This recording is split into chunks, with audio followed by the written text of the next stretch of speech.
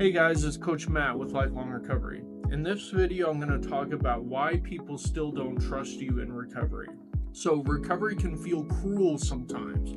If I'm doing things different now, but people still don't trust me, I'm not drinking, I'm not using legitimately, but people are still, on guard, they're cautious, they're not willing to take me at my word. Maybe they act like they are, but deep down inside that they're really not. This can feel unfair, and it can be a big problem if you feel like people are constantly watching you, watching everything you do, like, looking askew at you, like kind of just trying to discern if it's whatever you're saying is legit or not. And if I take this to heart, especially in early recovery, if I get resentful at the people around me for not trusting me, that can destroy my recovery. That can cause me to relapse. So, the reason why this hurts is because anybody who understands this, anybody who's lived a life in addiction or even, I would say, in dependence for substances, that feeling of finally being sober is it's a drastic change, right? It's something that most people try a lot of times to do before they finally successfully do it. So, if I am legitimately clean and sober now, right? And I'm still treated like the old version of myself, this is going to be hurtful. This is going to feel painful. This is going to keep like bringing up my past. A lot of times, for me, I'm a pretty sensitive person. So when this happened to me, it kind of brought back that feeling of shame of like, this is all I will ever be. I used to tell myself all the time I'm a piece of shit when I was in my addiction. So that shame can kind of crop back up and just feel like, well, nothing is ever going to be good enough. Nothing's ever going to change. People are going to constantly treat me like an addict. What am I doing this for? Why am I going to get clean and sober? So a lot of times it feels like, you know, this is going to be the way that it is forever. People are only remembering the worst moments and this can be a very lonely, hopeless feeling.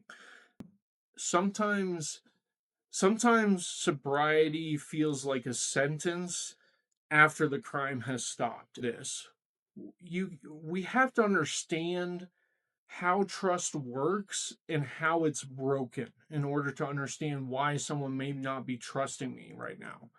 So understand that if I'm living a life of dependence and addiction, then chances are I have lied thousands of times. And you're going to have to be very honest with yourself in order to really reflect on this accurately.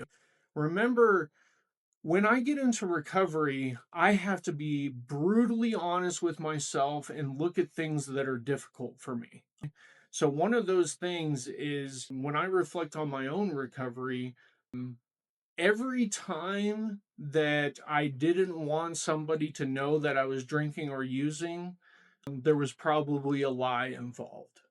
So whether that was family, whether that was friends that didn't approve of my drinking or using, authority figures, I cannot tell you guys. I mean, literally, I'm sure that I told tens of thousands of lies in my addiction, right? To cover my tracks, to make up stories, to assure people that I'm not drinking or using, I'm not doing as much as they think I am, or it's not as a big a problem as it was. And also, the lies tend to compound on themselves, right? So early in my drinking and using, there was lies, but as long as I wasn't doing it that often, which was only for me in the first probably 6 months after I started drinking or using anything, but as long as I'm not doing it very often, then I don't have to lie that much, right?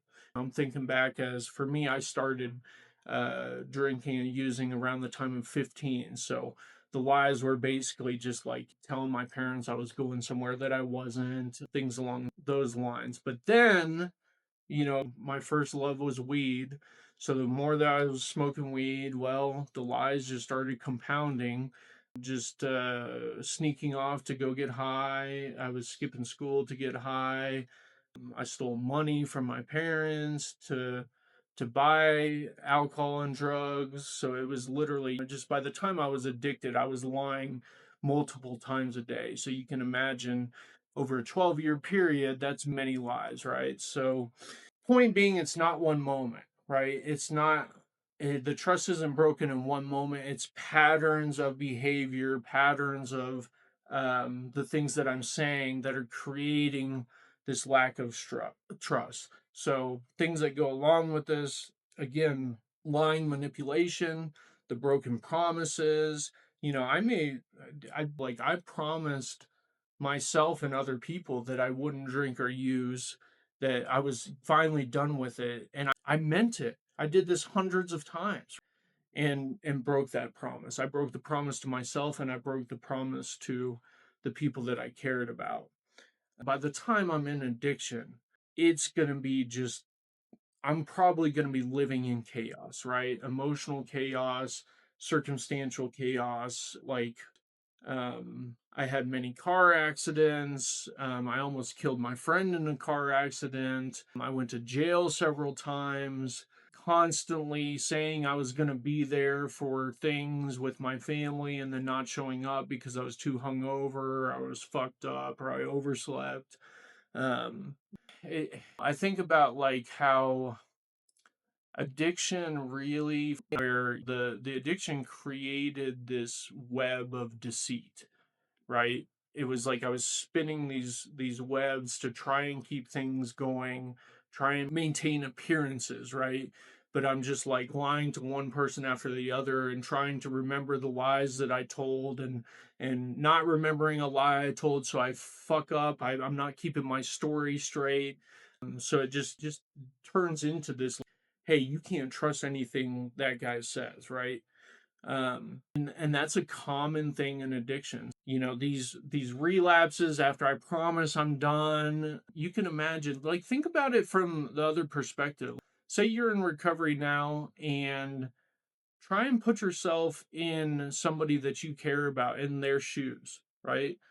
Someone you love, a family, a friend, your significant other, and just imagine that you're in recovery now. You're trying to be honest. You're trying to do the right thing, and someone is constantly lying to you. Right? They're constantly hiding things. You can't believe a word that they say. Right?